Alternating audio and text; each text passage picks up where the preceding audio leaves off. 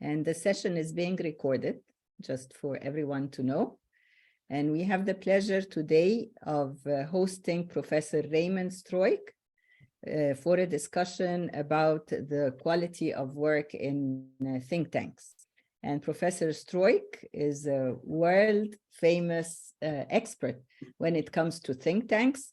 I have a copy of his very lengthy CV here, and his many years of experience working with think tanks, over 25 years working with think tanks on strengthening their management practices in many different ways in order to improve their research quality and outreach effectiveness. He has also worked in parallel as a senior manager and policy analyst in several fields related to social assistance, to housing policy, mortgage finance, and he has extensive policy formulation and program evaluation experience. He's traveled to many different places for his think tank work, 30 years experience working in transition and developing countries, more than 6 years residency in Russia, 2 years in Budapest, 2 years in Indonesia, only 1 year in Egypt, 3 years Eastern Europe as a regional, occupying a regional position based in Frankfurt, and 4 months in Myanmar. He has also a lot of highlights of think tank development experience on his CV, leading teams at, for example, one of the teams he led was at the University of Chicago on a program to strengthen Armenian civil society organizations. Earlier in working in China, working several times in China.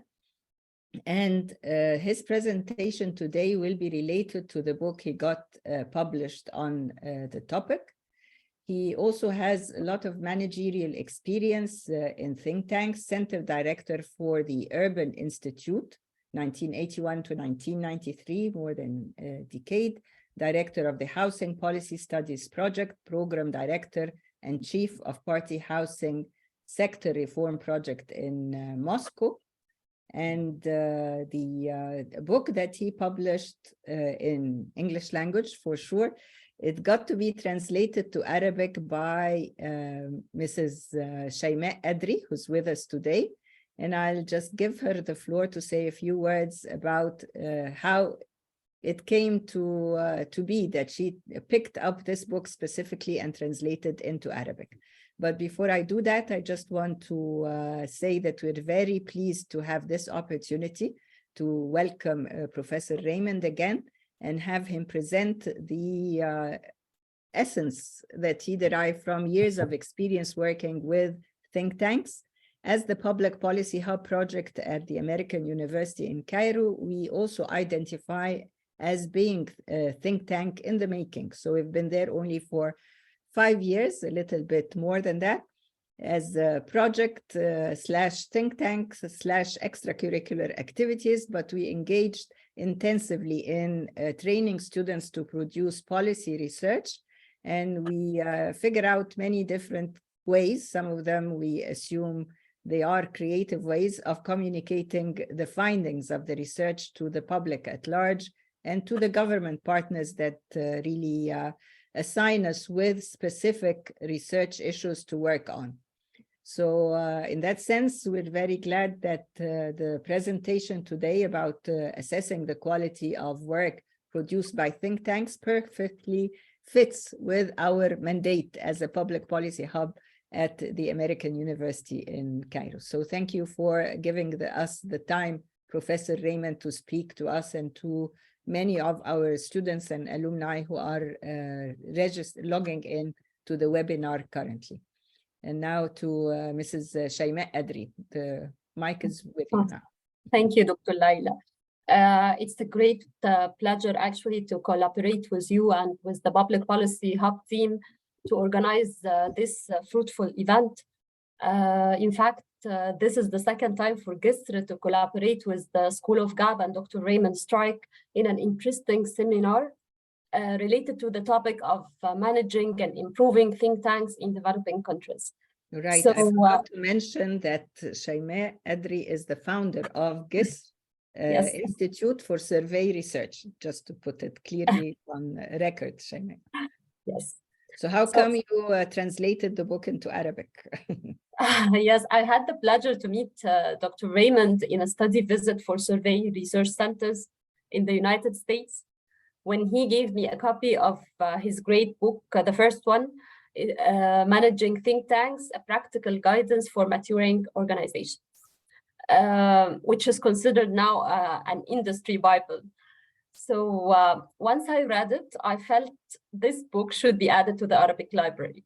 So I decided with my colleague Isra Mamdouh to translate it to Arabic. And we're so grateful to Dr. Raymond, who gave us this opportunity and this right, and was a great support during the process. I'm so happy that we are witnessing now the second webinar related to the book and to the topic of think tanks. Because I have been working during my career for about like 22 years in think tanks, and I think this is a great one and a great book and a great seminars. And I'm so happy that we are organizing this webinar today, and I hope it would be the beginning of a series of seminars related to improving think tanks in the Arab world. So I don't want to speak or to take much time. So thanks again, Dr. Laila and the Public Policy Hub team, and thank you, my colleague Doha Ahmed, and of course to our speakers, Dr. Raymond, Dr. Hamid, and of course to our attendants today. Thank you so much. Thank you, Shaima. And I'd like to recognize on the panel here with us, Dr. Hamid Ali, my colleague. Before anything else, this is how I'd like to introduce Dr. Hamid Ali, my longtime colleague at the American University in Cairo. And now we're proud that he is taking on the position of the Dean of the School of Economics, Administration, Public Policy at the Doha Institute for Graduate Studies. And other than that, Dr. Hamid has lots of experience in think tanks, working in the US, in the American government bureaucracy, preparing policy research for government and providing them with policy advice. And he can tell us a little bit more about this specific experience before we get started with our presentation. And he will be a commentator later on. After Professor Raymond is done with his presentation, he will say a few words about the topic being discussed. And later on, we will open the floor for questions and answers with the audience who have logged into the webinar. So Dr. Hamid Ali, would you like to just dwell a little bit on your experience with the Accountability Office in the US? Okay, thank you so much, Dr. Laila. And of course, as Dr. Laila iterated, we are very close friends. Our offices are also opening on the same place, and we had a very beautiful, almost 14 years in that place. Right. So, and time is flying so faster, and still we are always, we think our heart is there with our friends. We are here in Doha, and always we like to see that is more collaboration and more opportunities here and there. We'll all try to put it together. Of course, I work for the U.S. Government Accountability Office, called it GAO, and this is basically it's an audit arm for the U.S. Congress, and it was headed by the Comptroller General of the United States, who's been appointed for 15 years, and they're supposed to run policy that is very independent, objective, and with integrity. And that's the way that this policy report was written, and without any reservation from the government reaction. And that's why the Comptroller General, they are given 15 years by the Congress to run it. So I was lucky to work there for, and I was there because after I got my doctoral degree, I felt like, oh, I'm economics and public policy, but I don't know anything about the government. So why if I learn about government? And I said, there is no better place to learn about the government than going to the GAO. And in that period, I able to work with the Department of Defense. I work on one of the projects there. And then I moved to the Department of Agriculture. I work on one of the projects there. Also, I moved to the to the telecommunication and work couple projects there. And then after that, I felt like, okay, I know a lot about the government now. And then I moved back to the academia, and then I end up to American University in Cairo. And we are so proud that we built the School of GAP and the Department of Public Policy and Public Administration, and a lot of energy, a lot of optimism, and a lot of hopeful as well. And it was a great, I can't substitute those here in any places in the world. And even because we are so proud to have a generation of public policy students that graduated from that school, who are so important that we see them in, always I corresponding with them, and we write tons of letters of recommendation. Sometimes I forget to write some of them even, it's just too many. So I'm very pleased to see you, and hopefully we will, and thank you for Dr. Raymond, and I'm glad to see him in face. And we were, people on the writings, but sometimes glad to see them in person. Thank you very much, Dr. Hamid. The pleasure is all ours. And we're always capitalizing on your knowledge and on your experience in many different ways. And you're a great supporter for the Public Policy Hub in all its activities, as a trainer, as a mentor, as an advisor in different capacities. So without further ado, we'll give the floor to Professor Raymond to start his talk. Thank you very much. Really enjoyed people introducing themselves. Dr. Ali, during my years at HUD as a political appointee, I happened to have the responsibility to be the primary contact for GAO as they were examining how well the department, the ministry was carrying out its tasks. And those were lively sessions, I should say. Yeah, no, really kind of feel like I found a kin here. All right, sorry for that aside. So I want to bring up this. I'm going to bring up the slide deck here. You can share the screen. Yeah. And I'd like to remind the audience that there is a space down there for writing your questions through the Q&A slot. At any point in time, if you want to write out your question, please do so. So, my talk today is about quality control of think tanks, research reports, presentations, blogs, and what have you. And quality control has, of course, always been an important task at think tanks. But as I will discuss in a minute, quality control has nevertheless often not been very well done, and we'll come to that. But the pressure today for a stronger quality control is increasing. As you know, country after country continue to experience improvement in the level of technical analysis that underpins evidence-based policymaking. And this is significantly due to the increasing number of analysts who have PhD degrees from strong universities and growing strength of curricula. Additionally, well-trained analysts are working for government agencies and even parliaments, or frequently parliament committees. So these developments have expanded the demand for think tank products and advice, but it's also meant that the policy community is expecting ever sharper analyses to be produced by them. So, I think the reality is that an organization that gets a poor reputation for quality will soon find itself rather ignored. It just takes years and years to overcome a damaged reputation. So let's start with today. I mean, I can imagine some of you are thinking, goodness, what's this about? We all have quality control programs. This is old hat. Well, yeah, but the reality is that many of these programs exist more on paper or in sketchy notes than operating systems.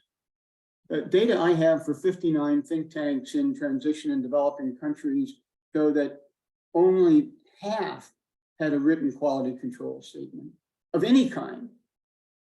And at a minimum, it means that different standards will be and different processes are going to be applied around the institution.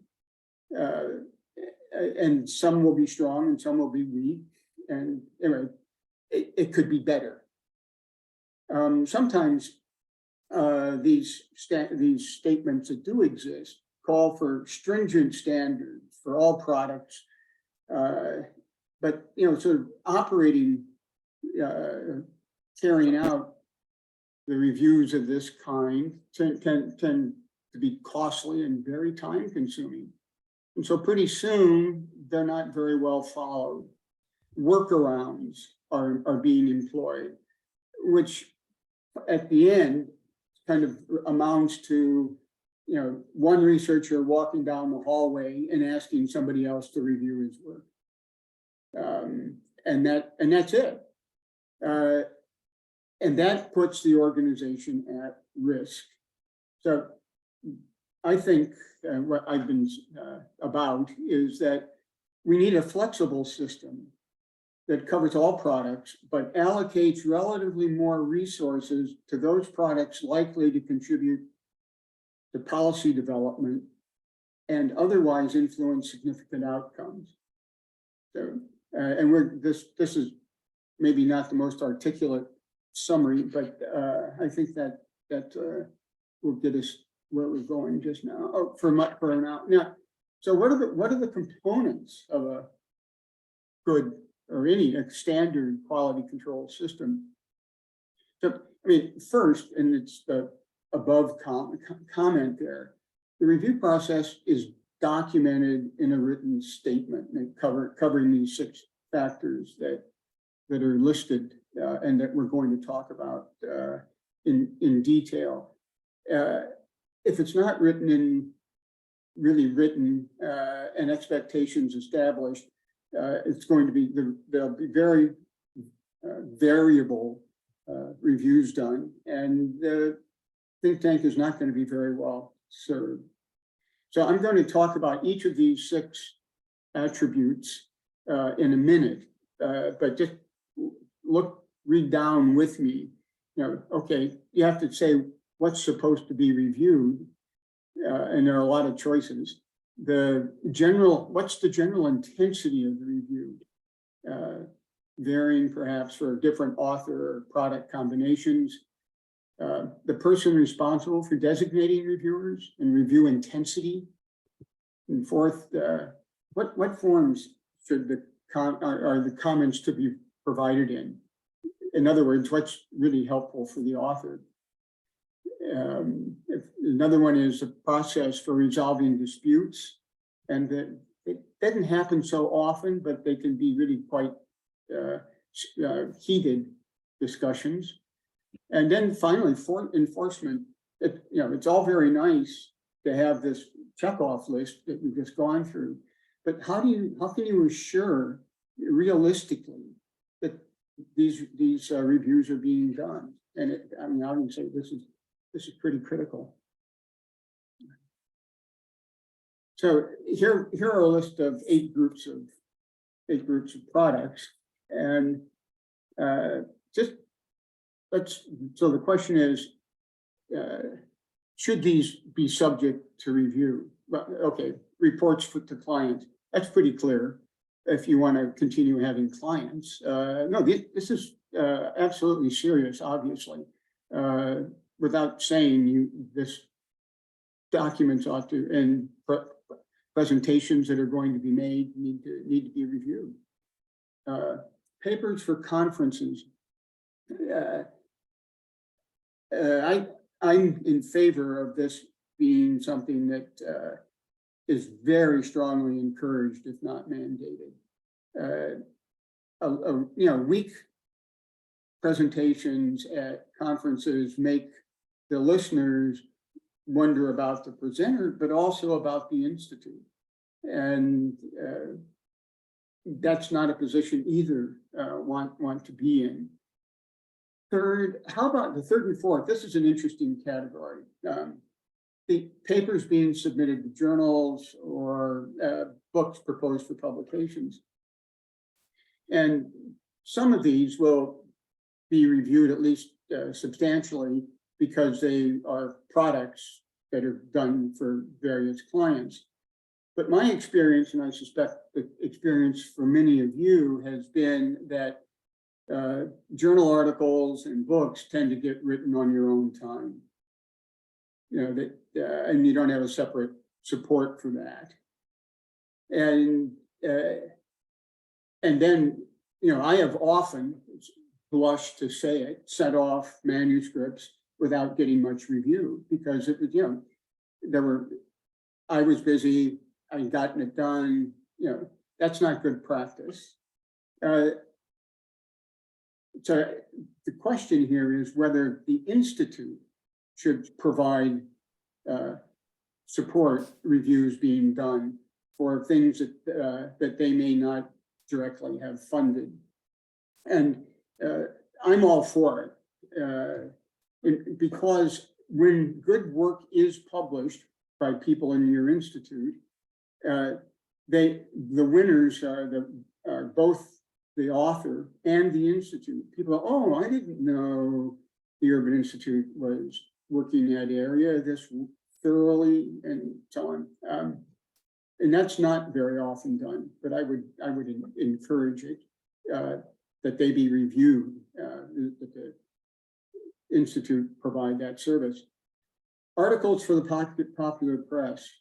Well, my experience, I don't know about yours, is that it's very hard to get a chance to review an article that's coming out in the newspaper.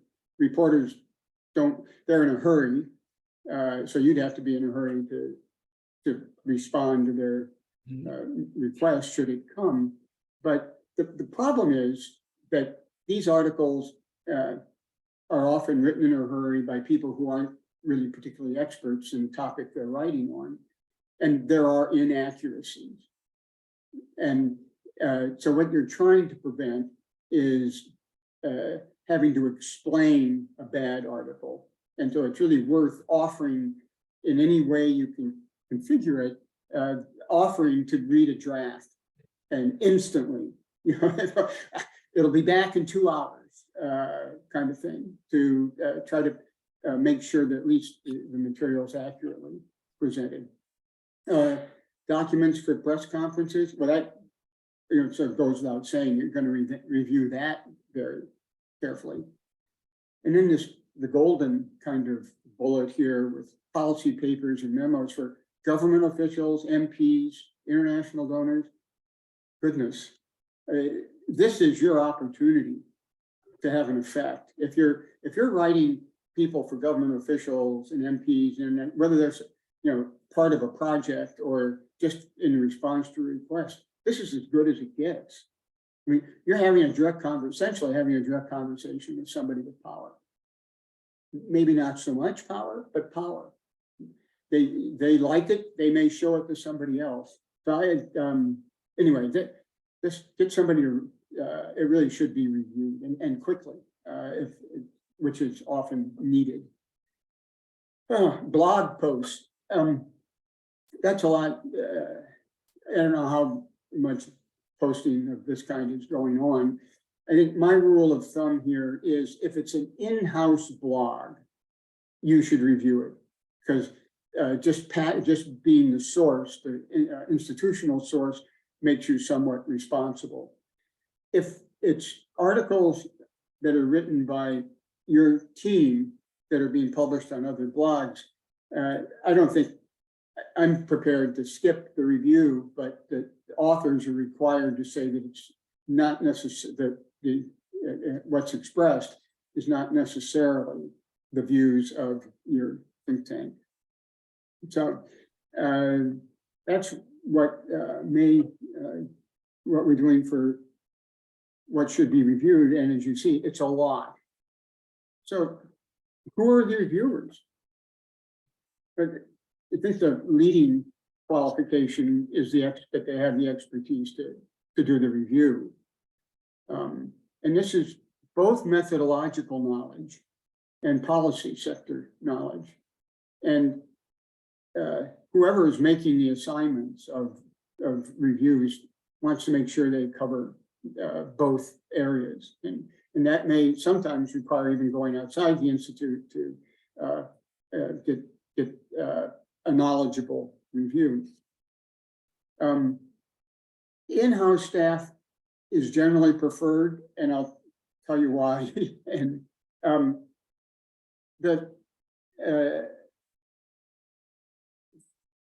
often review of articles, reports, whatever, get finished very closely to when they're due to be submitted.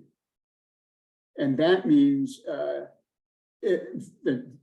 it'll be hard to get somebody outside the institute to spend a night up late into the night reading your stuff because you're late.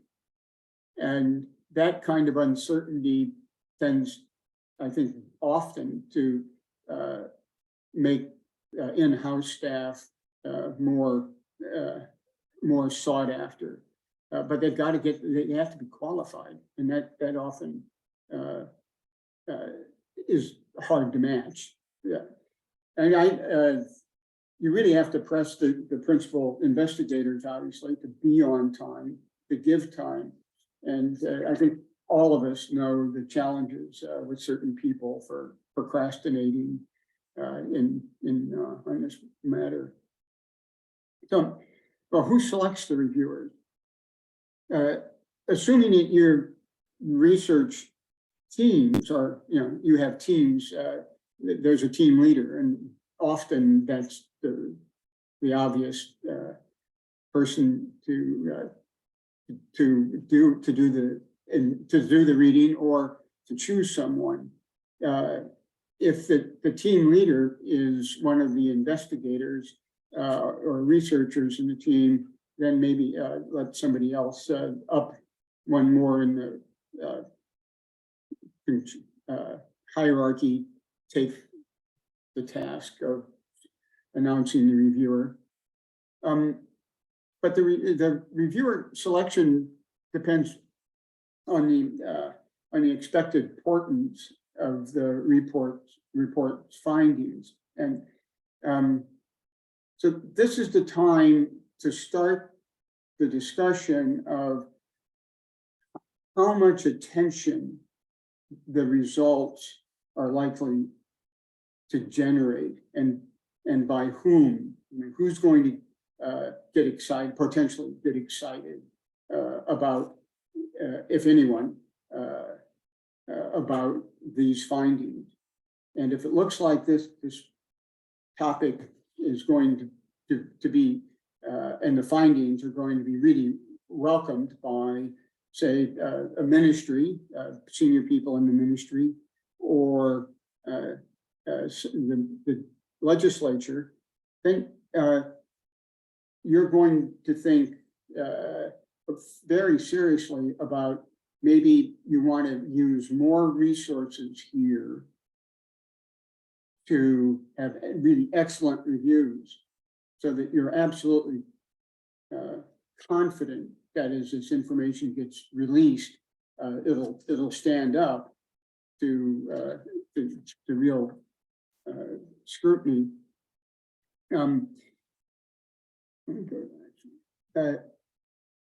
But this slide has, I guess, starts the heart of the presentation. It and the three that follow it lay out a framework for a think tank to decide on the resources to devote to reviews of particular report or presentation. And I'm going to describe this as a framework, and I suspect that as I describe it, you may be thinking, oh my goodness, this is quite burdensome. And can't imagine and I just want you to sort of hold on, stick with me as we go through it.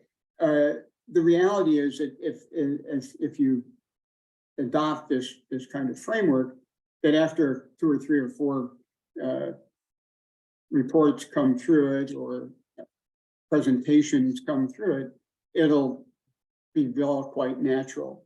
But it looks pretty elaborate to break it into pieces. So we're talking, the first point, of course, is that the guiding principle is that all products are reviewed consistent with three basic factors. The product's visibility and importance to the Institute's reputation. Okay. If you think it's going to attract a great deal of attention, obviously you want to be careful that it's really correct.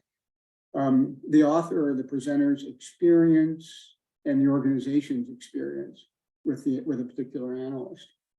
So, here's a very senior author, a standard, very consistent standard review should do it. On the other hand, you have somebody senior person, who's just come to the Institute, to your Institute.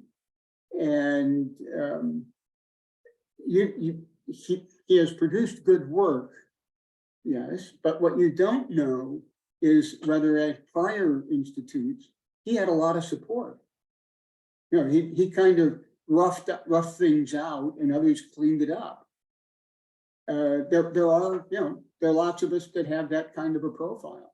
And so before you just say, well, he's a senior guy, let's give it we can have a good read through.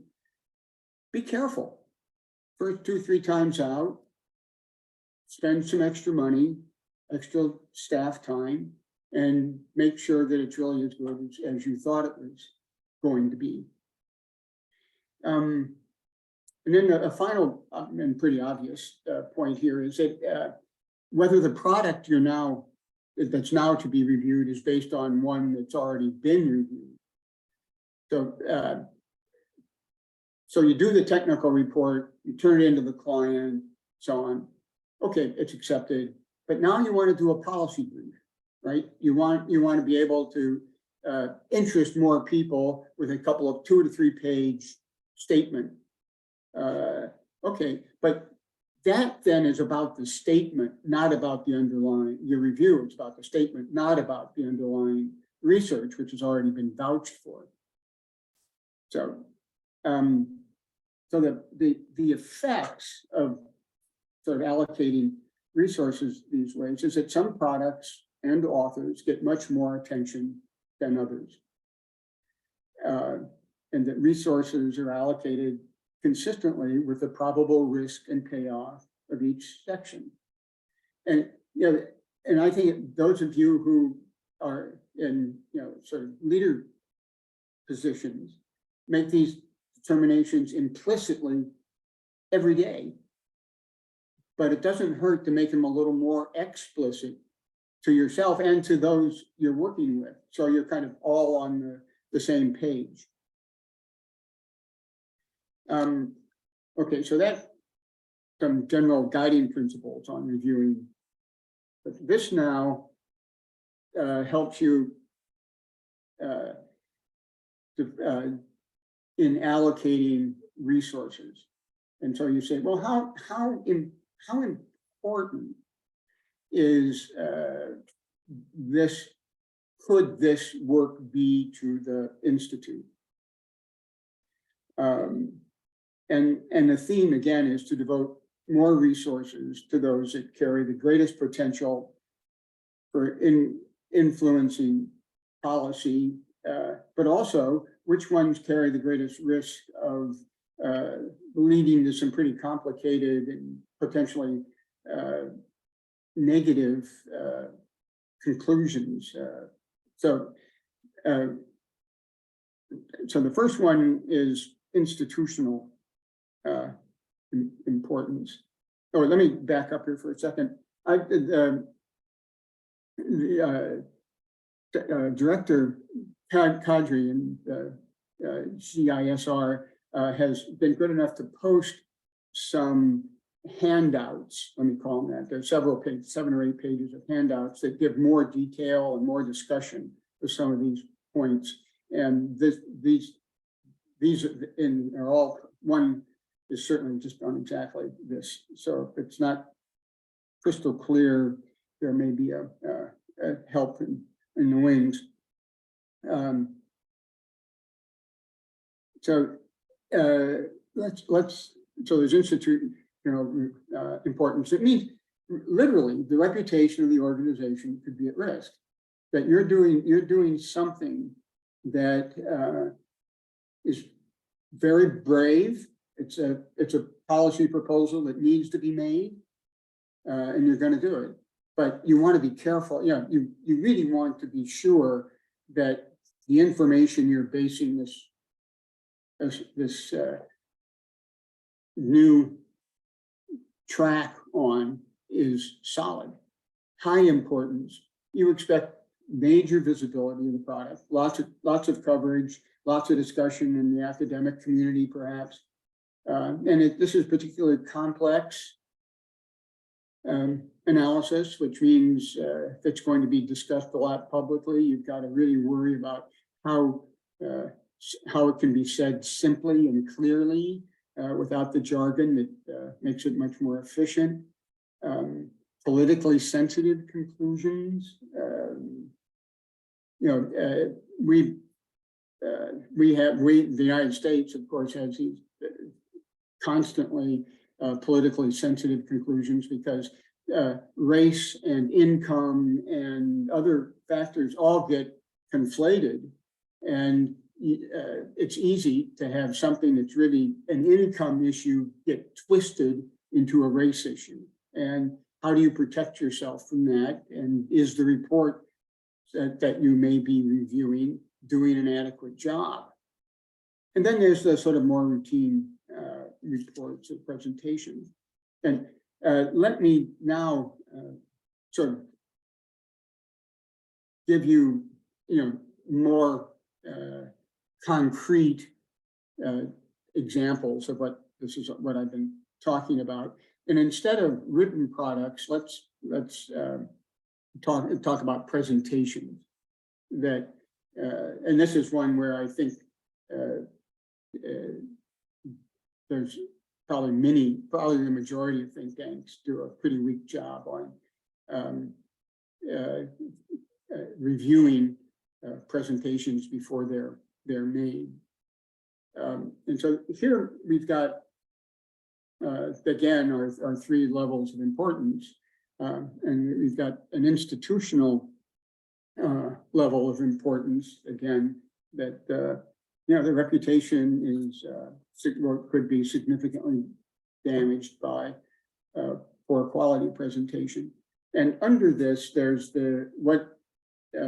when I wrote this many years ago and was working at NORC at the University of Chicago, sounded sensible to me, and it worked for some. But you would, as an organization, want to describe for an experienced researcher and presenter. I've got him sort of meeting with people, usually making a practice presentation and so on. And then how do you prepare a less experienced staffer to be successful? Then I admit, I want to say again that the handouts are online and do a more complete job on presenting some of these. So let's. What do we mean? And let me give you a concrete example of the highest level presentation.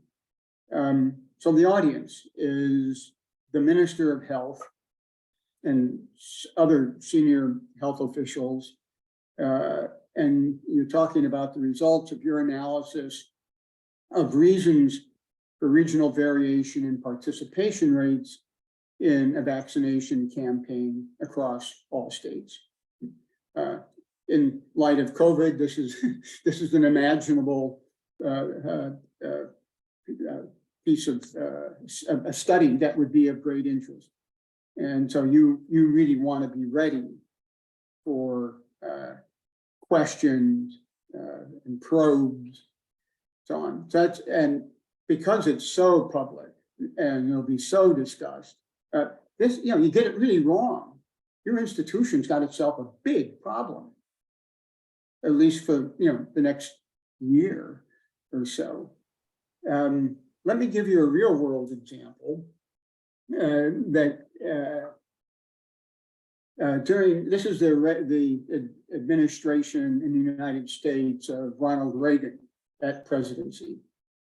And when Reagan was elected, it was on a platform of substantially reducing the assistance to lower income families. There was the view that, you know, they're not making, these people are not making enough effort to get jobs. And okay, there may be some training needed, but we're going to pull back benefits they now get. We're going to reduce those to put pressure on these people to find jobs. Okay, so I was working at the Urban Institute then, and the Institute saw this as just, you know, terrifying policymaking, and raised a great deal of money from foundations to conduct a series of national surveys that were aimed at the target population of the Reagan administration, did very careful analyses of the actual programs that were created and so on and so forth.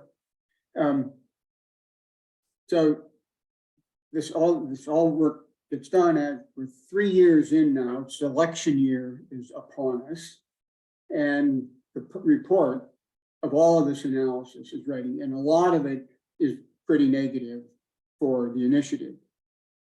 And the Institute, and I'm a center director at the Institute, that, you know, I've got a group, but I'm not in the elite. And I hear that the Institute is going to brief the White House. They're going to meet with the president's most senior domestic program advisors. And I was a little surprised. I thought that we'd issue our report, probably, you know, have big headlines the morning it comes out and so on and so forth. And of course, that would catch the administration off balance. And the senior people, actually a senior vice president, I talked to him about it. He said, no, you're missing the point.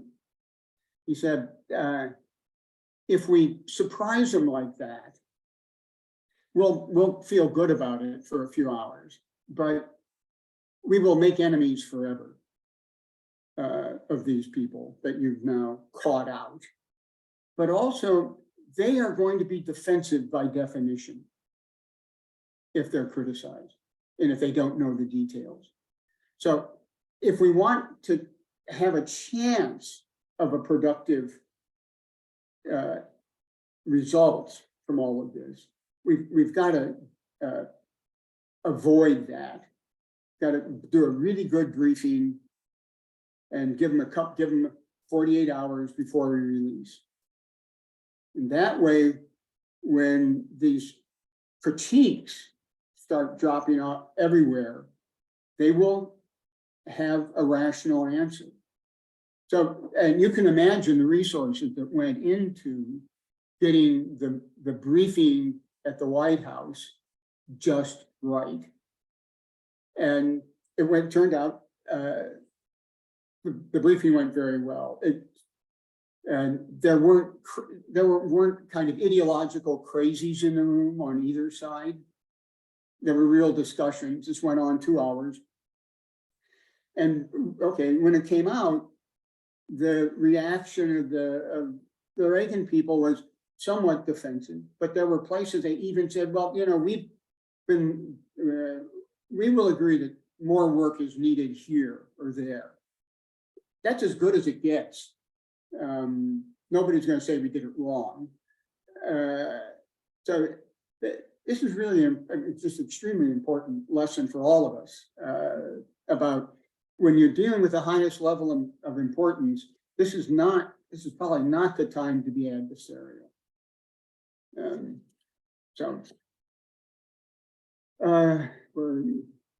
Okay, high importance. These are, you know, high importance, and the reason high importance to the Institute, and you know, there's going to be a lot of visibility for the presentation. So goodness, you want to invest in that.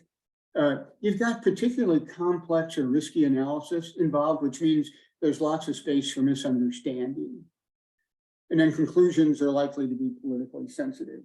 In the United States, almost anything that conflates income and race or so on, you know, is politically sensitive.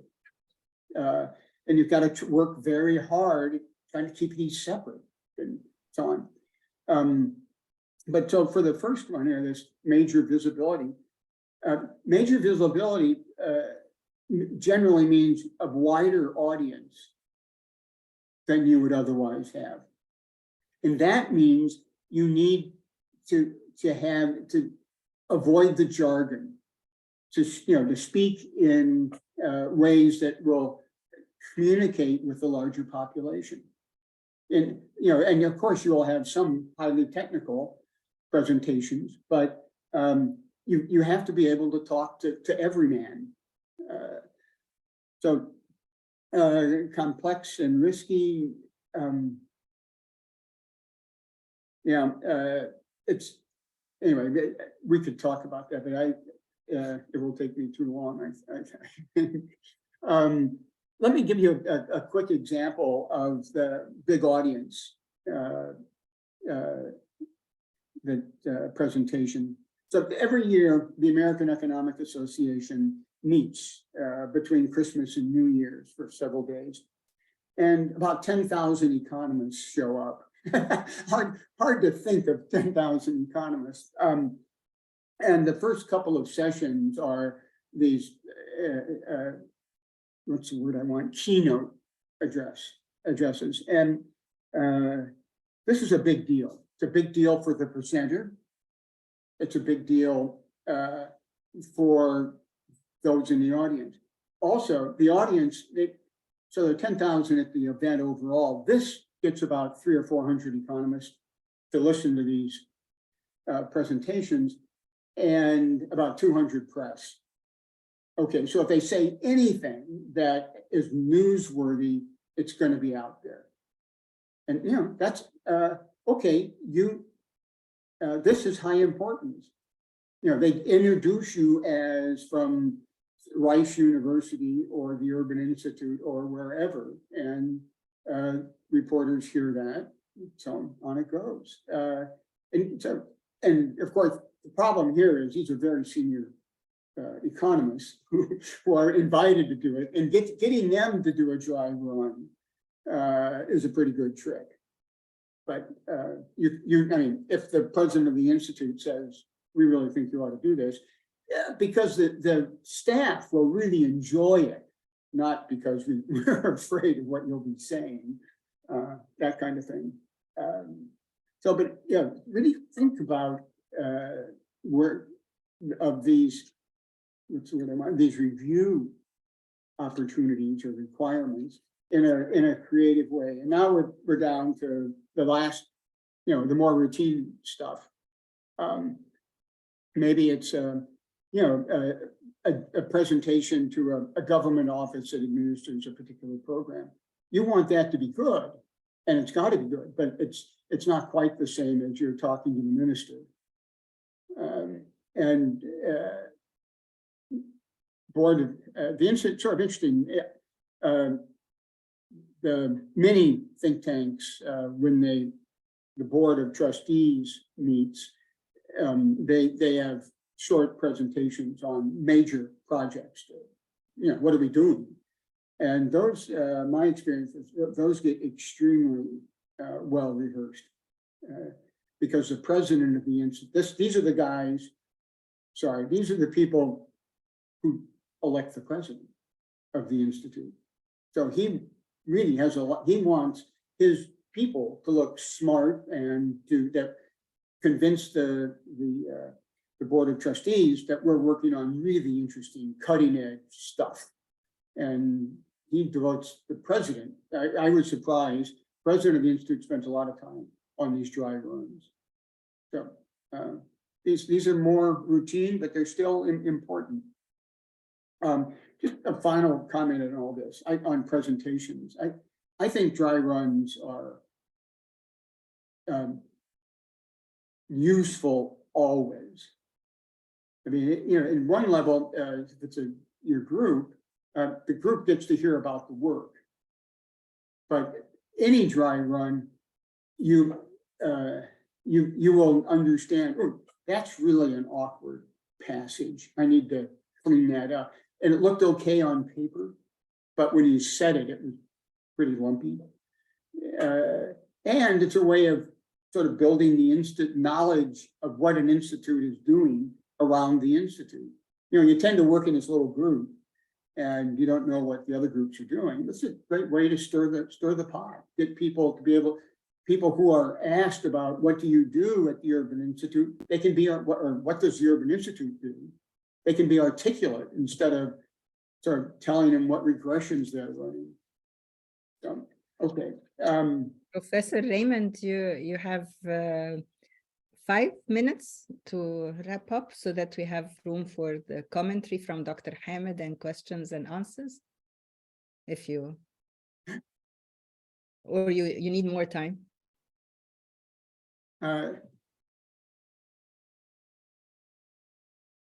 Well, one thing I've got a couple of slides to get through here and that are important, and then a close.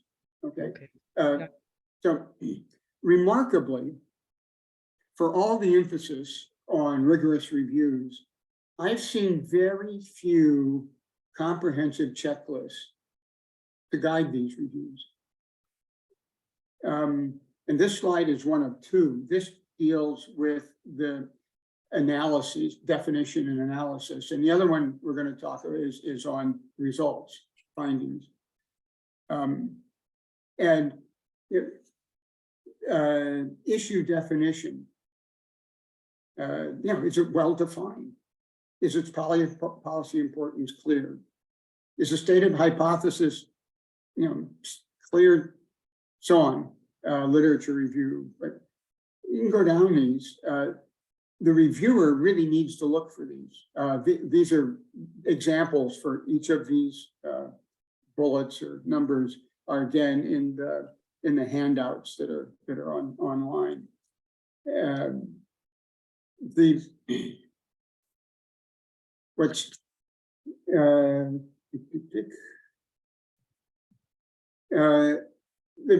Even more important than all the methodological stuff is the conclusions. And, you know, this is just a huge issue for me. Lots of attention should be focused here because very often the conclusions that, especially academics, right, are underdeveloped.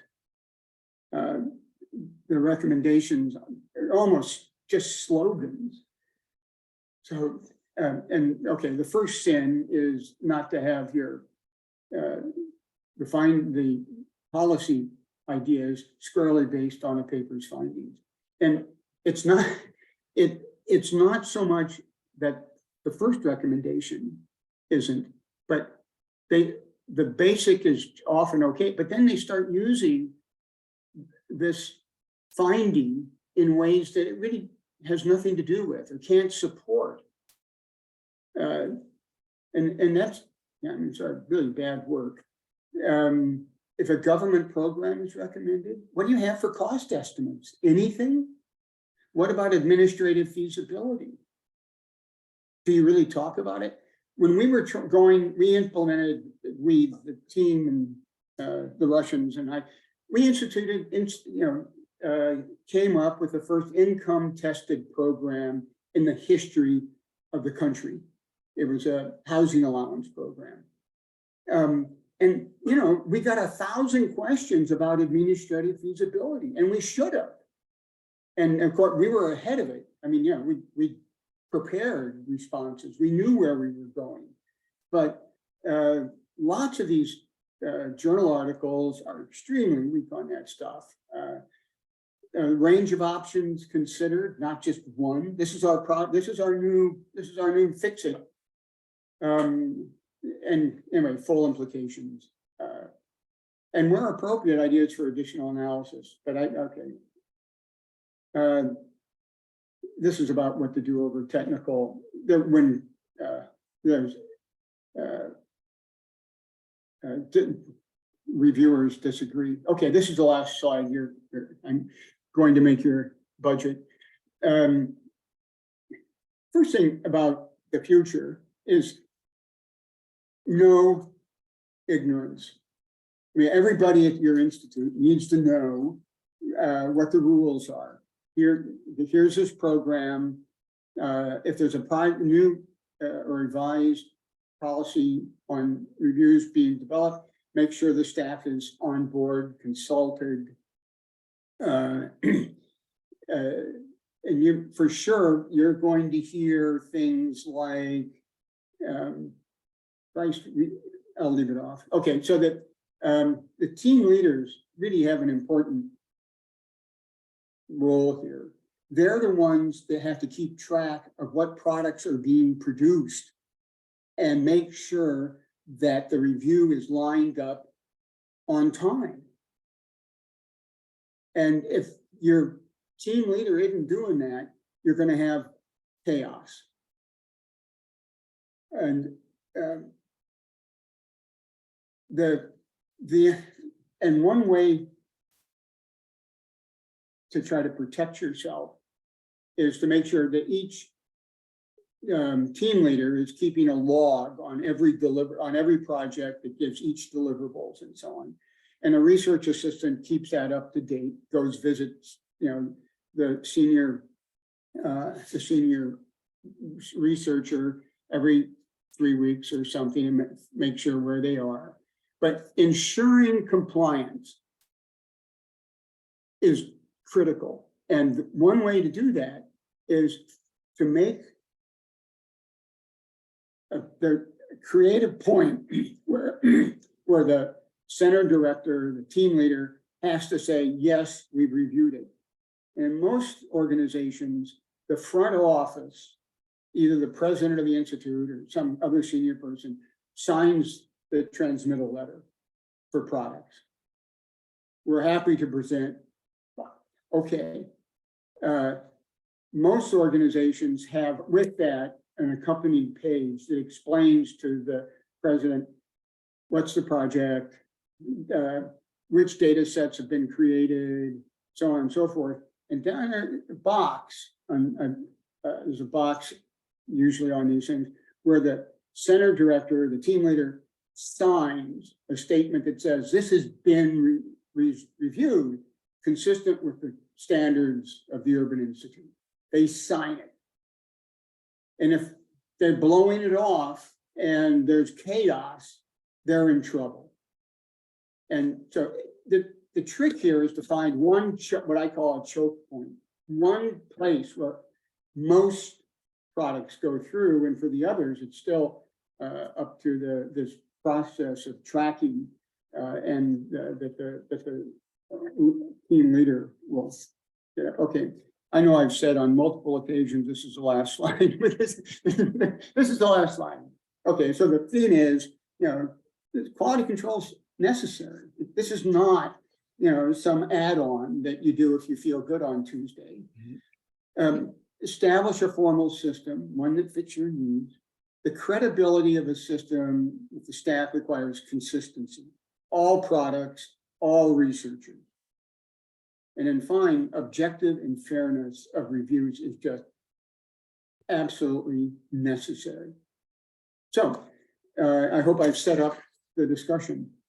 Definitely. Thank you very much, Professor Raymond. That's a lot of food for thought based on a lifetime of experience. You just gave us some hints, but these hints are really very valuable in starting discussions and debates about the various issues raised. Should I leave the slides up or should I take it down? I think you can take it down. So Fine. because there are a lot of slides. We are a lot Lot of material was covered. So just the main points that I gleaned from the presentation, and I'd like to emphasize a little bit more, is that quality definitely matters, and it shouldn't be left to the last minute or when you feel good on a Tuesday, as you pointed out in your last slide.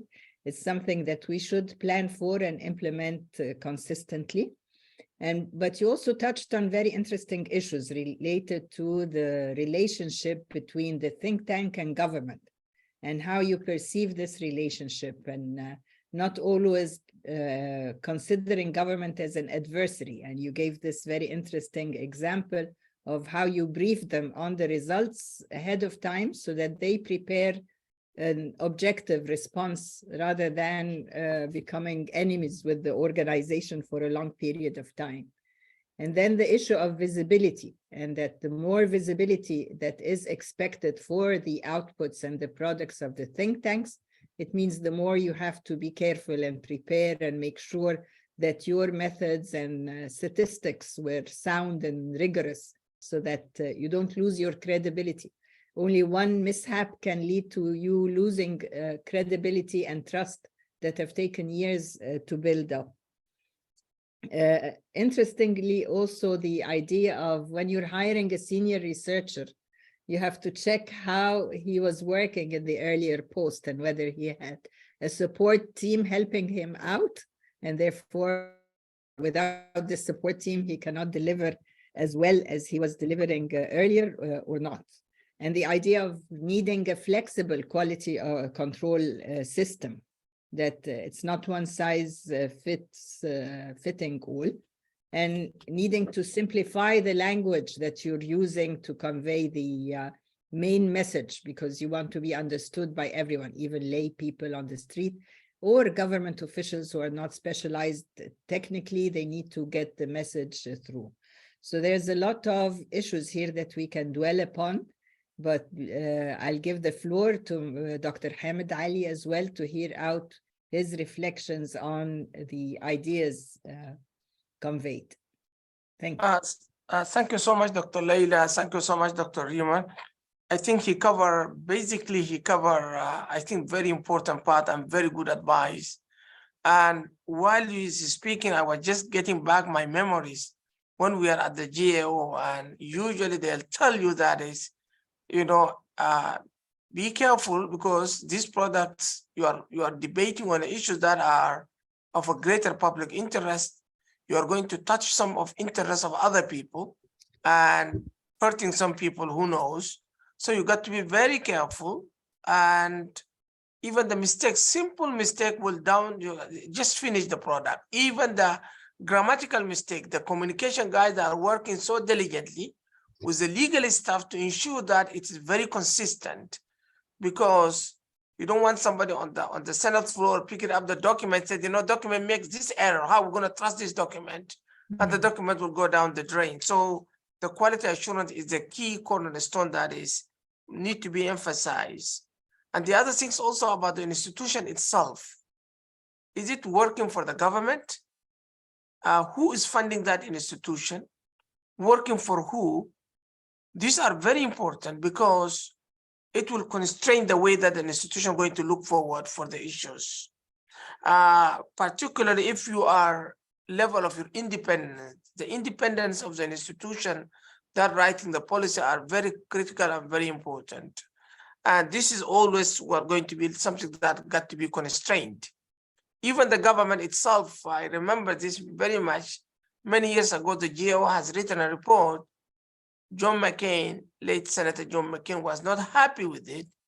He went there and sponsored legislation that cut the spending on the GAO, that they could not able to hire people for a decade. and that has impacted the institution a greater deal. And they become so careful not to recommend policy, not recommendation. You are not going to say you are recommending policy. That's not you. That's a Congress will recommend policy. But for you, you are just going to give them some sort of a thought, that area that they got to look at it. And also they said, don't tell us that we need to spend more money. And also that, like, you don't go and say, give more money for this agency. No, they don't like that idea. So you are going to say, do better with what you have. So already your mind is shaped while you are writing the report. And it's true that the report should be very, very simpler.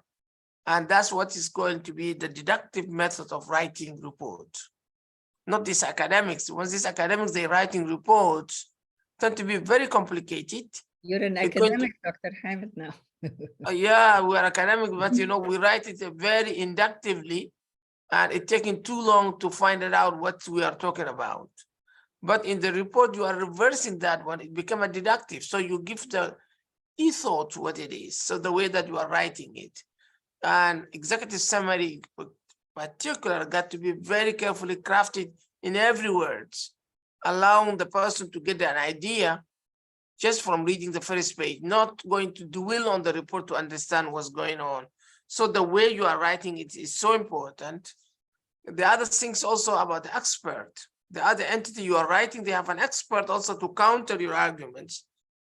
And as Professor Raymond said it, and Dr. Laila, you emphasize, it is always important that before you write, you finish your report and publishing it, cross-check with them and have a conversation with them and see what are their concerns, where you didn't get it right, what clarification you need to do it, so that this is debatable, Dr. Hamid.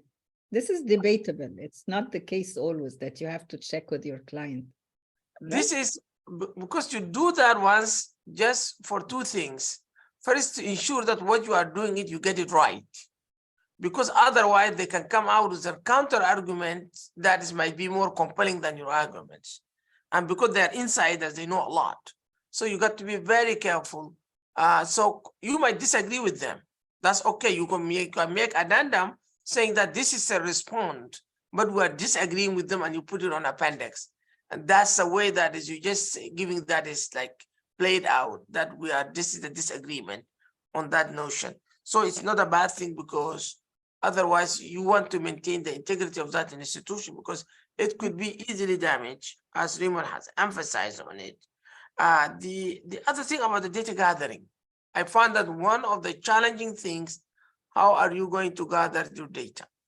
Because the agency might not cooperate with you and going to give you the data you want. And I do remember this when we were engaging in one product, and they are not giving us the data. And we are saying there's the deficiency here, and they don't. And we try to make an interviews. You go there, they're telling you the same thing. Oh, this is a geo, people are coming here. And then they put you very good, smart guys. They are going to block here and there. And I do remember the team was, I was a statistician on the team, or I was trained to be that way. So I had asked for the data. I just said, okay, can you give us the data on this and that? They gave us the data. When I made the analysis of the data, then we saw the problems here now. And that's the moment that when we went and faced them with those data, they start confessing and telling us, yes, there is an issue here, yet there are issues there. So probably you need to have a team that is very, has all set of skills. You have one that is, just try to make it the team is well composed. People have a legal background, people that have econometrics or the data analysis background, people that could have a good communicators, people that have a qualitatively very good, they could able to lead the question and follow up the questions, and how you do the open-ended questions and strategy of questioning. So that is very important, and you need to work it out very early before you go to the agents. You need to make sure that the team has agreed on a line of questioning, and that would tend to be very helpful for the team, because a lot of time you go there and the team could be disoriented and distracted from the theme where you are going, and they'll take you to the other direction and easily distracting people. That's why you got to be very carefully crafting your questions, and don't make it direct questions, because direct questions, they don't give you direct answers sometimes. Those are the conclusions, they don't give it to you to draw those ones. So you always, not necessarily telling them where you are going, but you keep asking them questions and then get the lead question from that question. And at the end, you are going to write your story. And one thing also I found it out, you got to document everything in the minute you finish your data gathering. Because if you delay it, you will never remember it. And also the team is everybody writing his own minutes. And then you're going to cross-check to make sure that you understood what the other side is really talking about it. And the last thing is always be quite humble about those people. When you talk to those people, you got to be very humble. You don't need to go there in any line of confrontation or provocations. And always go there, you are ready to learn from them. Not necessarily what you are believing in is true. Might be you are going to change your mind. So just be open to see that you might learn something and change your mind. And I think that should be enough. Thank you, Dr. Hamid, for all these reflections. And we have a number of questions in the Q&A section. But maybe before going there, I just want to raise the issue again about this tightrope that we may be trying to hold between the think tank and government. If you're not a government-affiliated think tank, you're an independent think tank established through a civil society or a nonprofit organization, maybe you should not really share your findings every time before publishing them with government authority. You're not reporting to them. And this is helping you all the time to build your credibility with the public, that you're independent. You're not giving them space to check what you write or revise it, and the need always to be politically correct. Does this have to happen all the time, or some think tanks may operate differently? You know, Dr. Laila, one thing that I'm just, if you are, let's say that this entity, you're supposed to go to this entity every other time to work with them, then you need to have a good reporting with them in a sense of understanding your roles. And it's not bad that is you are going there and saying, I'm not trying to damage your reputation that you are a bad agency, or I try to be a hired gun to find it out about this, rather than we try to improve the policy. And this is what we have found. And that you're going to have a nice reporting that you can go again and work with them. So this is in one that is probably, if you are working within the intergovernmental agency, within the government, you do that. If you are, at the university and you are just working there and you have no, not much of an area of lines that you are making research, but not necessarily in a specific agency all the time, then also you have your own discretion of saying that this is what I found it and this is what research are saying it, and then other people might find other way of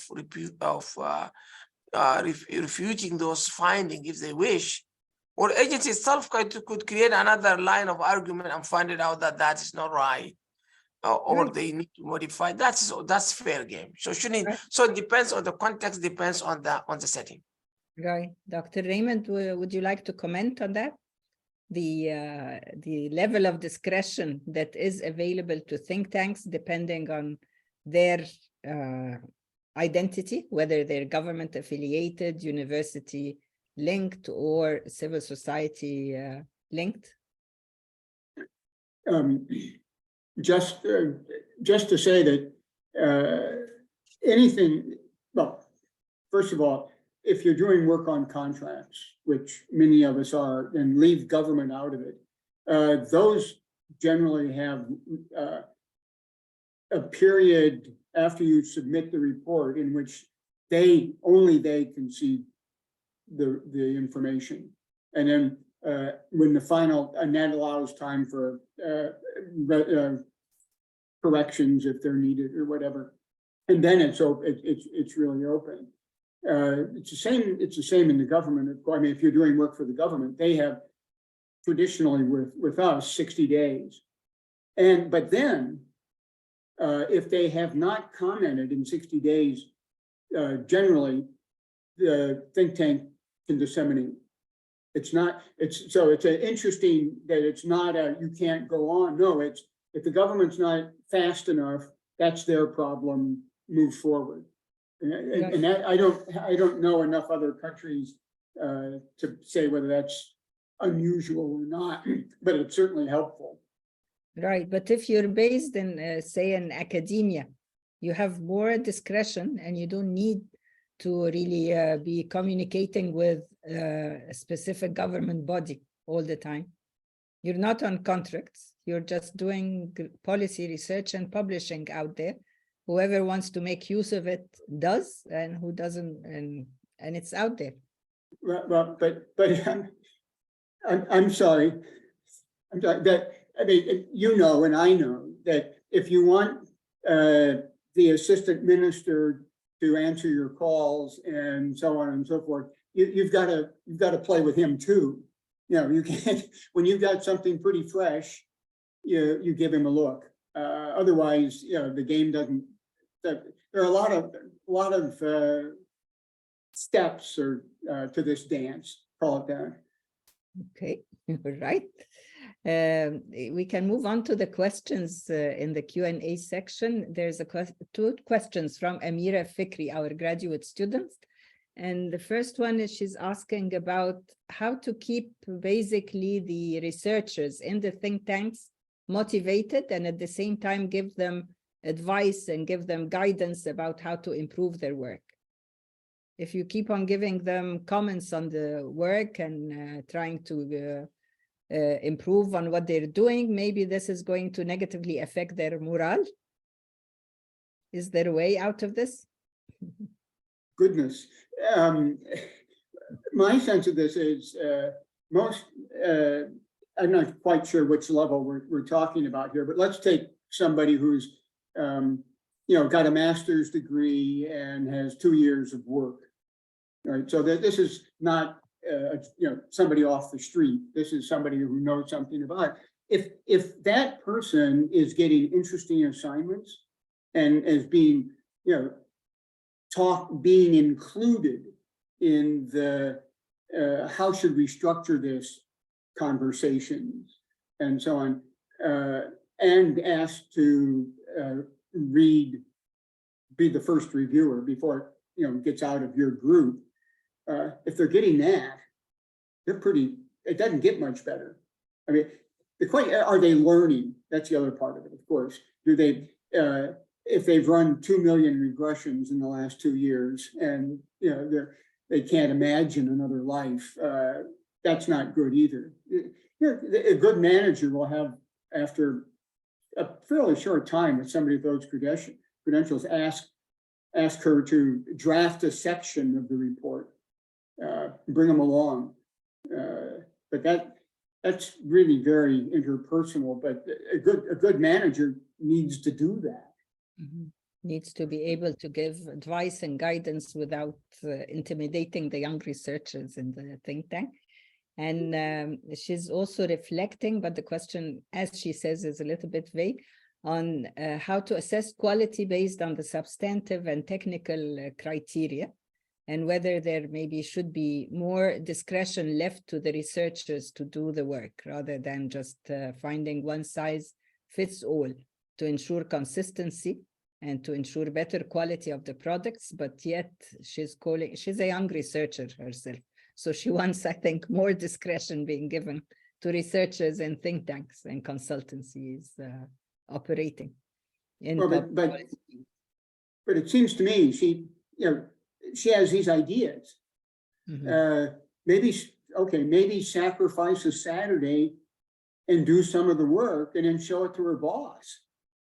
Mm-hmm. I mean, it isn't that you have to wait to get permission. And many of us took a different did things, took a little risk, pretty small. You know, it's nobody wants to hear that you've done it wrong. You know, you had this bright idea, but at the end you didn't quite do it correctly. But even that demonstrates initiative and interest in the work. Thank you. Okay. And there's a question from Istanbul. Istanbul is our graduate student from Yemen. And she's mentioning here that she co-founded a research center in Washington, D.C. About writing about the Yemeni file. And she would be grateful for some guidance, how to create a personality for the publications of that research center. A personality for the research center, is this something that can be developed? A reputation, more like it, right? Yeah, yeah. Well, the reputation, I mean, Read I'm the sorry. whole book. You need to read through the book again, Istanbul, and figure out the guidance for establishing quality in the think tanks products, right? Professor Hamid, do you have some comment? I don't want to talk here all the time. You're muted, Dr. Haim. Dr. Hamid, you're muted still. Okay. This is regarding the question regarding the Yemen. Yes, please. Look, this is, you know, I'm just saying about these fragile countries are everything is quite fluid and too many biasness in even the data that are available there. And we have a reality that we're always constructed in our mind. And as more we think about it, it become reality. And then it become a belief that we have it. So just don't be indoctrinated on those things. Be quite open and flexible when you're looking on those ones. And because the society is highly polarized, so you got to be a bit careful, not to allow your feelings and your get across. You know, when there's somebody reading this report, you got to be very careful. Because I was writing this war cost estimate in Darfur, I remember, and I am one of the, you know, quite actively involved in those political matters. But when I was writing that once, I was so careful. Not somebody would read it and say, oh, that's an advocate. He's a biased guy. He's writing, he's so biased. So after I have written, I send it to so many colleagues, get a lot of reviews, and then revise accordingly. And not only this, I send it to the government think tanks and told them, you know, this is what I'm doing. What do you think about it? Usually if they're screwed up, they'll get back to you very quickly, but nobody get back to me at all. Then I realized that this could be reasonable to be pushed forward.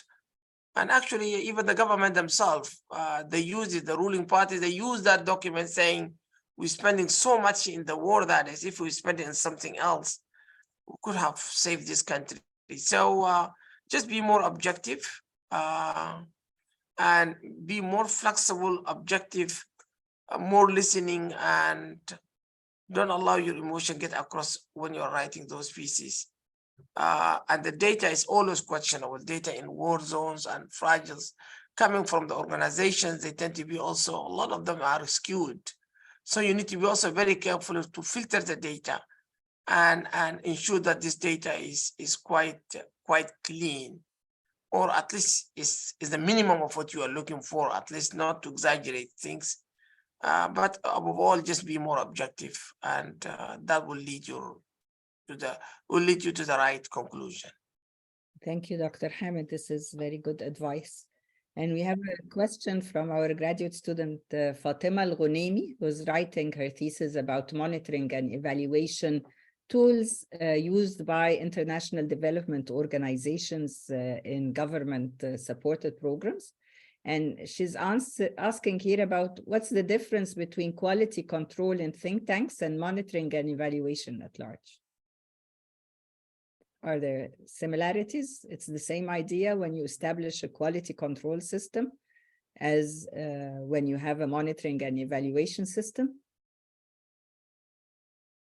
Dr. Raymond, would you like to start? Yeah, Mhm. the monitoring and evaluation system is aimed at programs.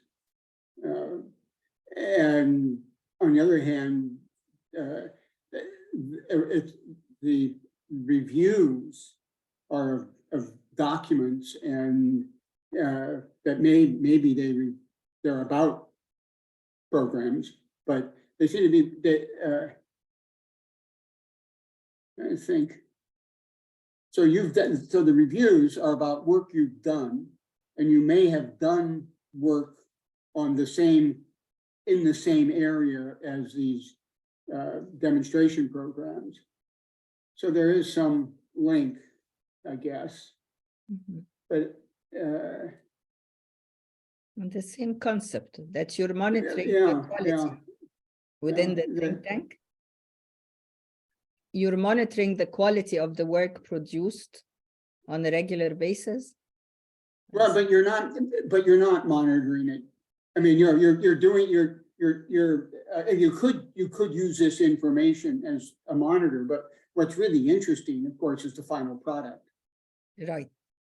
That it's not so interesting that it was bad, now it's good. The question, we once had I once had a contract with IDRC, the Canadian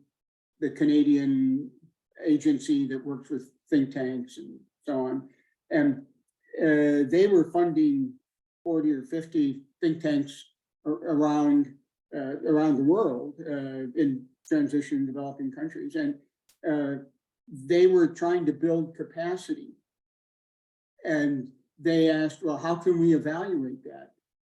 And I said, well, why don't we evaluate it by the quality of their research? And we will read and very carefully judge a group of their technical reports. We asked for their strongest for the past 3 years.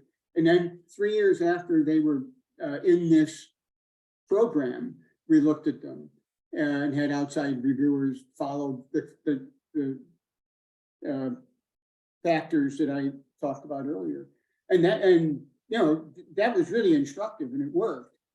But that's not what that you can do it. It's a big job, but that's not what this is about. But Professor Raymond, you mentioned something about a vetting process to be used in a think tank to make sure the products before being shared with the public, they are of an acceptable quality, right? Correct. Yeah. So absolutely. how can this happen if the products include social media posts, for example? Include, I didn't hear it. Social media posts. So the researchers are tweeting and no, the rule that's easy. I mean, the rule at the Institute is you cannot do that. Oh, right. Okay. Yeah, I mean, hello, you're on the team. Yes. Oh goodness, hard for me to speak about my reaction to it. Somebody working for me putting out a clever tweet. Okay, all right. So it's clear from the beginning this is not a product to be produced, right? No.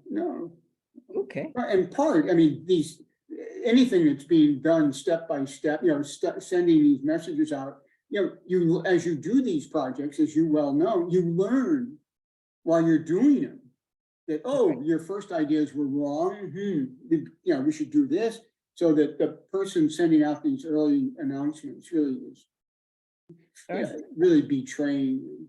No, maybe after the report is finalized and you want to disseminate the main message to the public, you don't use social media to do so?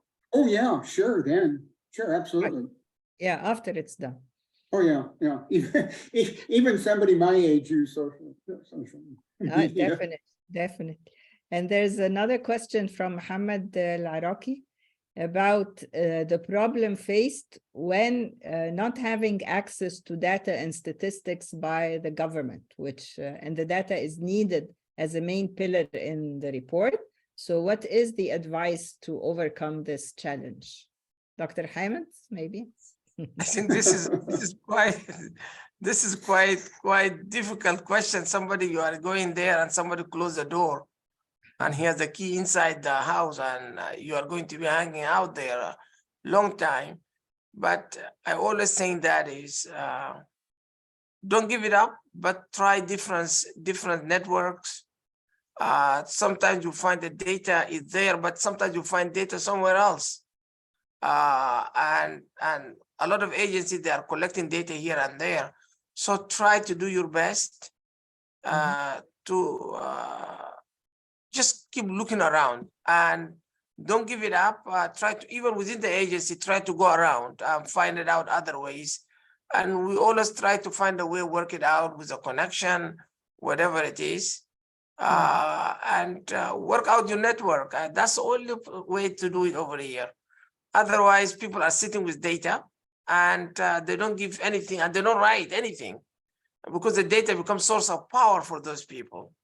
And that's why they are controlling. So you try to take their power. So got to be, find a way to do it. Right. And Professor Raymond, you want to reflect on that?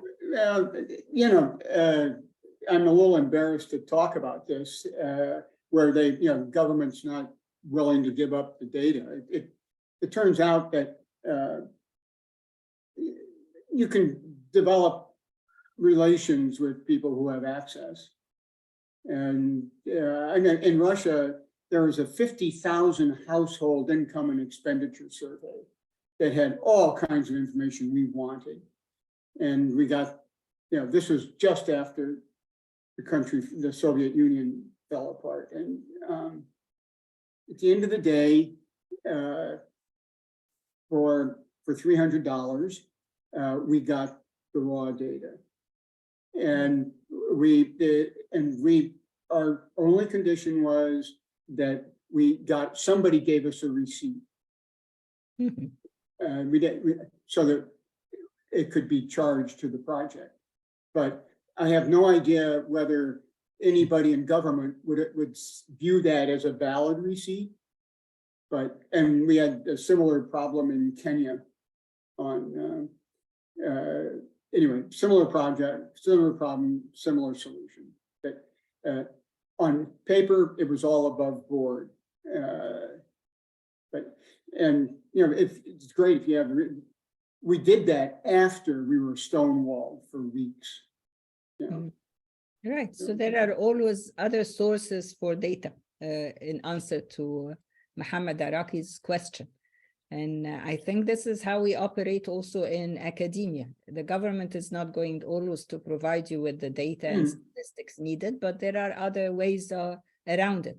There are a lot of international civil society organizations out there that are ranking everything under the sun, including higher education institutes' performance, quality of education, budgets for defense. Dr. Hamid writes a lot about that, governance, freedom, Amnesty International. So maybe there are other ways of figuring out data needed for dealing with a problem and not necessarily depending on government providing it on a silver tray. There is another question from our alumni, Mark Donald Omung, directed to Dr. Hamid, asking about how to balance power and interest between think tanks that are trying to do collaborative research. Okay, Dr. Mark, congratulations. Of course, Mark is finished his doctoral degree a few years ago. And our alumni, and I was his supervisor. I'm very happy for that. And so, look, I'm just always saying that is, the strategists try to review the missions of that organization with your organization and see how that mission is overlapping here and there. So you might say, okay, this area we can work it together. That's not bad. Or sometimes also you need to set a measurable goals. These are the goals that we want to achieve it collectively. And probably that will open up some sort of a room to redefine the personality and people that your colleagues from your part, the counterpart that they can match together and they can work together. It helps. Also, you can assign projects that need critical thinking. Some projects need the skills that you have it and they don't have it. So it might be a good setting to match the skills so that everybody is benefiting from that kind of skills. So matching the teams, diversity of the skills, revise the mission, see where the area of overlapping and what area that you can collaborate, what area that everybody could seek his own way of doing so that everyone has his own independence as well. And also don't go on fighting with the same funding sources all the time. It might be better that is on the area of the mission, you're going to come out with a collective project to work with that agency, whoever going to fund you. And on the other ways, you can do it. And also sometimes it's not a bad thing that if you cannot able to do the project and you find an opportunity, you can ask the other team to jump on it.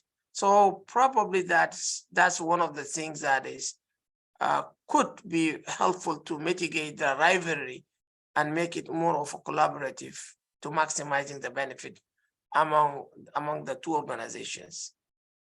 Thank you, Dr. Hamid. Dr. Raymond, do you want to reflect on the collaboration problem? No, I think he covered it well. Right.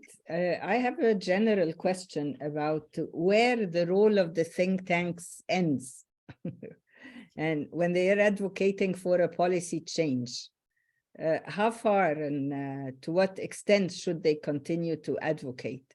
Because sometimes we get to be asked, and then what? You produce this policy research, you disseminate it and sent it out to government, but did they actually implement your recommendations or not? So to what extent the think tank should be held accountable for really introducing changes to policies, if at all? I mean, the first part of your statement was about how long does the think tank keep working to get a policy through, and then do you once it's through and it's adopted, then what's your role? And on the first part, it seems to me a think tank can pursue this very far. I mean, and of course, after the reports, we're into a political process, and I've had experiences, and I suspect you have too, where a particular policy is in play with the Congress or with the ministry, and you're writing memos with some frequency to respond to questions that somebody has brought up, and the person you're working with needs support, and it's sort of interesting. Early in the Russia game, my goodness, we were getting phone calls at 11 at night that needed a statement in the morning for the next round of getting housing allowances adapted. So I mean, it seems to me if you're in, you're really in, and you're happy to be in. After I forget that after it's already adopted, I think on a pro bono basis, especially if you've worked with key people during the steps to actually adopt the policy, again, providing advice is pure gold. I mean, this is opportunity to die for. And if you're not interested in doing that, you're in the wrong business. Right. I hope we're in the right business, but I'm wondering that we get the students trained on how to write policy research, and they get to actually produce policy research papers and briefs and advocacy videos to simplify their findings. And then we get the question, so what's next? after posing and placing all this research and making it available, should we really push further so that the government listens to the recommendations there, or this is not our job anymore? It's up to the government to figure out what needs to happen. And no, it's everything wrong. I mean, you know, when I was in Russia and Hungary, you know, and we were doing this big technical assistance project, my job was to get into the shadows as soon as I could. I mean, the Russians like talking to Russians better than having to translate around me. And after, you know, several months, I had real confidence in people, and that I didn't do what I call retail policy meetings. My team did it. And so this young woman, or I guess it's a woman whose message you're reading, yeah, hopefully she will find somebody who will invite her to come along to some of these meetings that bear on the work she's been doing, and she'll see how it's done. right. What happens at these? You know, it's a real question. It's a mystery, and she'll figure out how it goes. And So it remains a mystery. Sorry, It remains. maybe it is a mystery, but anyway, you should, a good mentor should share this experience. Right, Dr. Hamid, would you like to reflect on that? You know, I'm just adding that is, since you are as a think tank, you serve in the influence peddling. That's what you are doing it.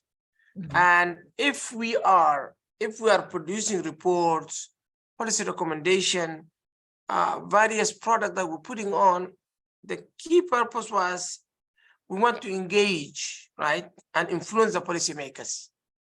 If we engaging and influence the policymakers, and of course the media and the public. And the most important thing also, the media is always try to bring attention to those products. So it's not a bad thing that people will put that once. Some advocates group might pick up that report and then go there and also be part of that project and influencing it.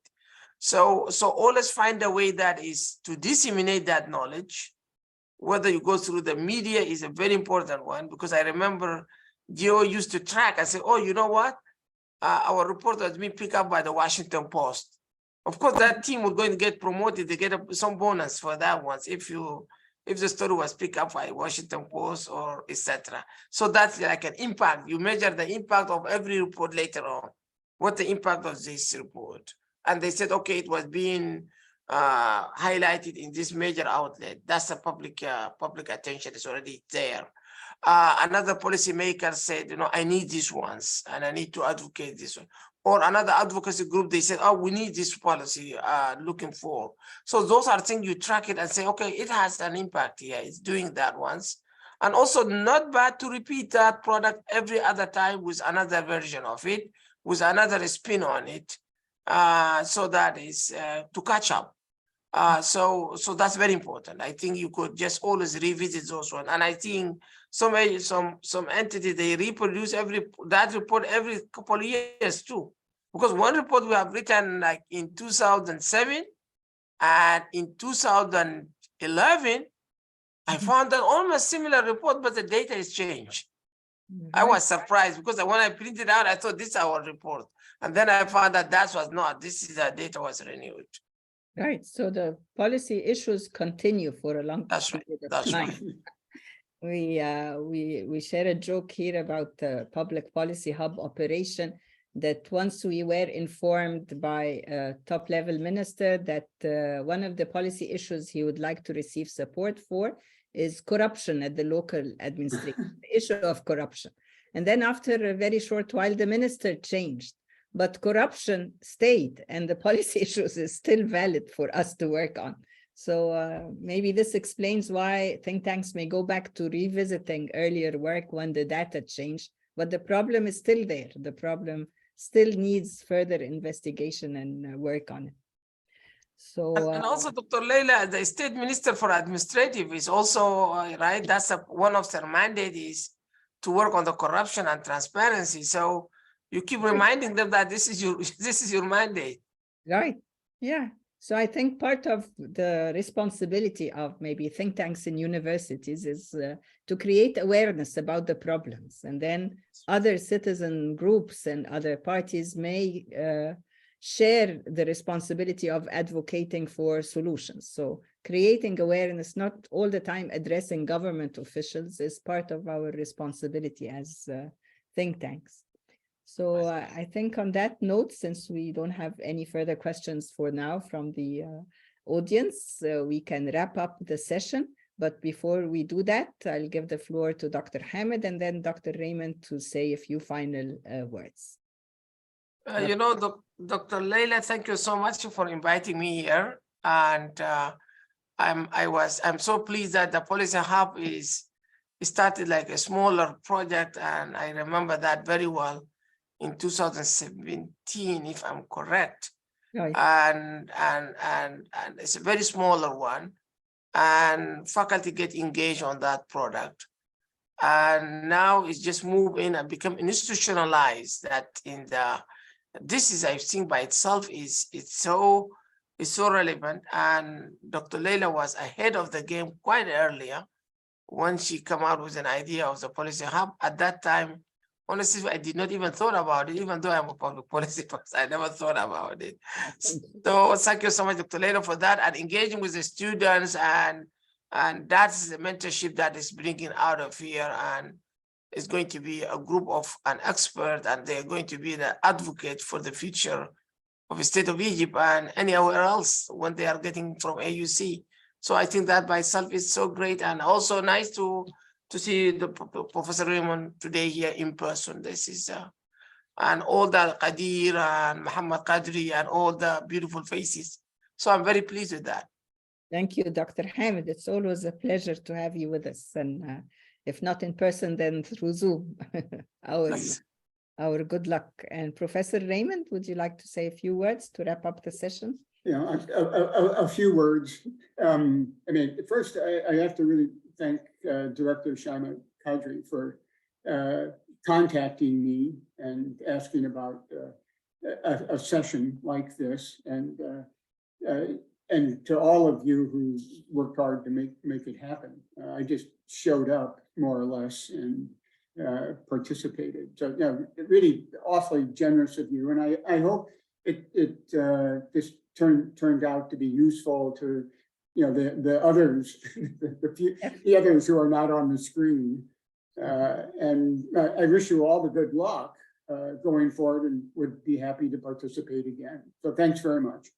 Thank you, Professor Raymond, and thank you, Shaima, for allowing us to organize this very interesting and informative webinar and putting us in contact with Professor Raymond.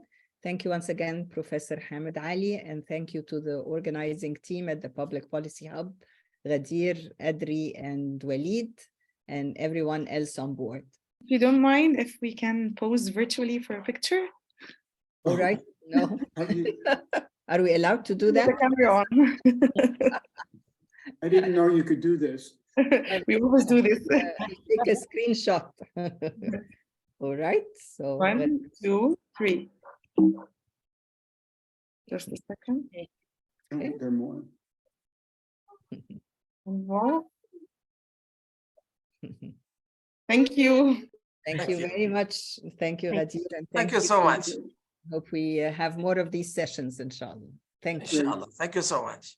Bye-bye. Thank you. Bye.